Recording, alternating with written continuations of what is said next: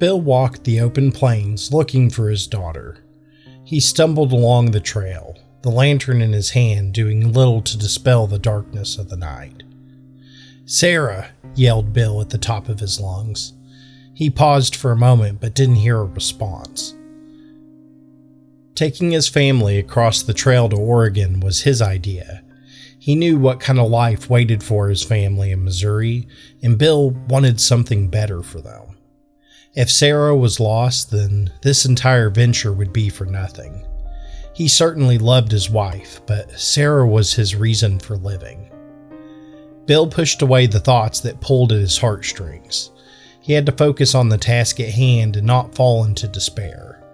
Then it suddenly dawned on him that he didn't have his horse with him. He was certain he had taken it to help him track his daughter. It was odd that he had lost his horse and couldn't recall the event that had transpired. Bill hadn't taken part in any flavor of drink since they had been on the trail. The uncivilized parts of America could be deadly even with a clear mind. In the distance, he spotted a sight that caused his heart to leap with excitement. The yellow light of a small campfire stood in contrast to the moonless night. Normally, Bill was a cautious man. Surviving the war rebellion makes you a bit more alert. The reckless ones often got snabbled first. But his desire to see his daughter once more overpowered his better judgment. Taking off at a sprint, Bill began to close the distance between himself and the campfire. The uneven terrain nearly caused him to spill over a couple of times, but through luck or dexterity, he managed to keep his footing. Now that he was in shouting distance, he could see an old woman sitting next to the campfire. All at once, his good spirits had left him as he observed there was no sign of his daughter. He took a moment to steady his breath before approaching the woman. It was odd to see an older woman by herself on the trail. Anyone with a bit of sense made the journey with good company. The strangest part of all was that she didn't have a caravan or a horse. Maybe she had become stranded out here by some misfortune or bad turn. His one hope now was that this woman in the wilderness had seen some sign of his Sarah. Bill began to march up to the campfire, but paused after his first step. He was desperate, but that didn't mean he should forego good sense. Bill decided it was best to announce himself before approaching a stranger in the dark. "Excuse me, ma'am," said Bill as he walked into the light of the fire. The old woman jolted her head up with an expression of shock that quickly turned into a sad smile. Her eyes seemed to say that she knew Bill had lost something awfully important. Looking at her in the light, her face looked familiar, bordering on comforting. The reaction caused him to stop, her sense of awareness and kindness disarming him in the situation. However, his need snapped him out of the trance.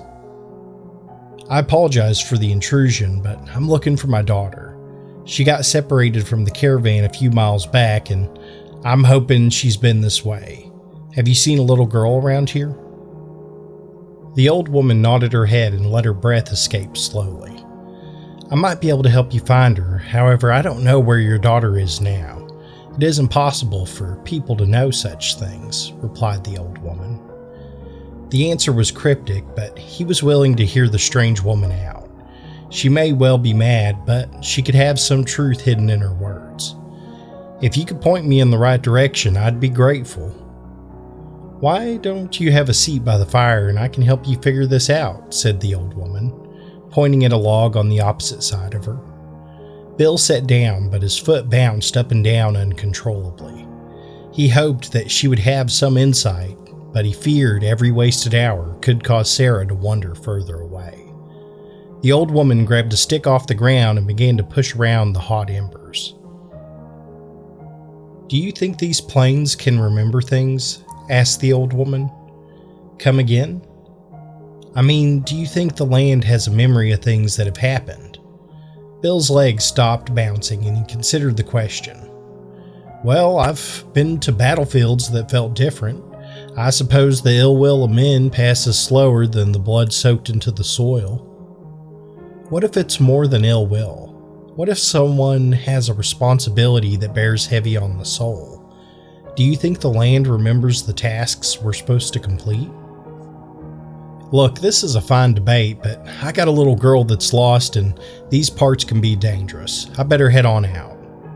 The old woman looked up from the fire and made direct eye contact with Bill. I can tell you for certain that Sarah isn't here. The question struck him like a viper, causing Bill to jump up from his seat. In an instant, he drew his revolver and leveled it at the old woman. I didn't say no name to you. You got her, don't you? Growled Bill. The old woman let out a sigh before responding. I know your name's William Young, and all my friends and family call me Annie. Why don't you sit back down and we can talk about what's going on here? His mind was working hard to sort out the problem, but Bill was coming up with nothing that made sense. His name was William Young, but how did she know that? After a long pause, Bill finally broke the silence. You some sort of soothsayer? Soothsayer? Responded Annie as she picked up her stick and began to poke the embers again. No, I don't know the future. I just know about you, William. No one calls me William. I'm Bill. Okay, Bill. Why don't you sit down so that we can talk? You standing there's making me nervous, replied Annie. Bill sat back down on the log but kept the revolver in his hands. You told me Sarah ain't here. That implies you know something about her whereabouts, said Bill, a bit of anger still coming through his teeth. You know, I'm trying to help you, right? I'm just trying to find the right words to convince you of the facts. Truth be told, my dictionary's running out of words. Let's acknowledge the corn. You haven't said a word that tells me a fact about anything. You picked every word but the right ones, responded Bill. Sarah made it back to the caravan and headed west. She set up in a settlement on the coast, said Annie, throwing her stick into the fire and making eye contact with Bill again.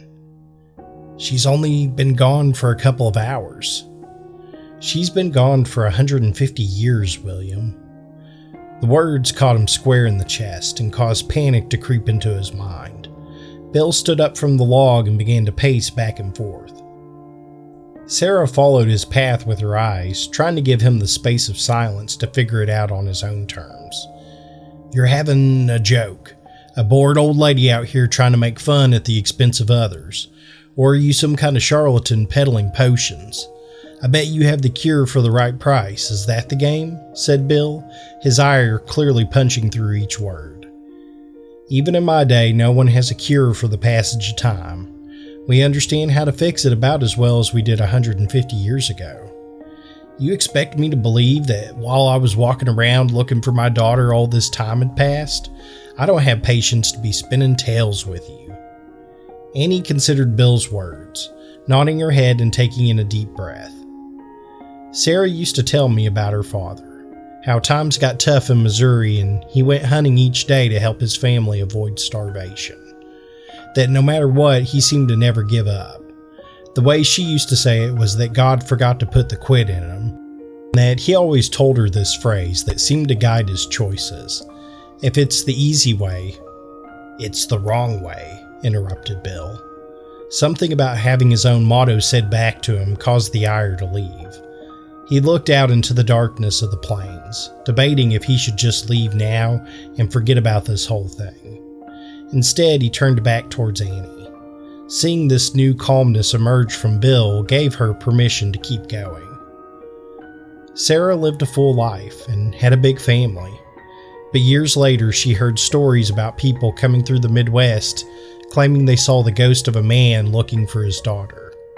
So, having done well in her life, she bought the plot of land that this specter had visited in the past. She used to sit out here each night, waiting for her father. Unfortunately, she passed before they could ever meet. However, she asked her family to keep an eye out for him, try to convince him to rest. Her son, Will, was the first member of our family to speak with this specter. However, the conversation didn't go as expected. He couldn't remember that he had fallen off his horse and died looking for his daughter. The ghost was convinced he was still alive and in the year of 1884. Nothing Will could say would convince him to stop searching. Sarah had it right. God forgot to put the quid in him. Once Will passed away, the task was left to me, his youngest daughter. All I had to go on was the stories my grandmother told me about her father. But I was a young girl at the time and the details have become hard to remember.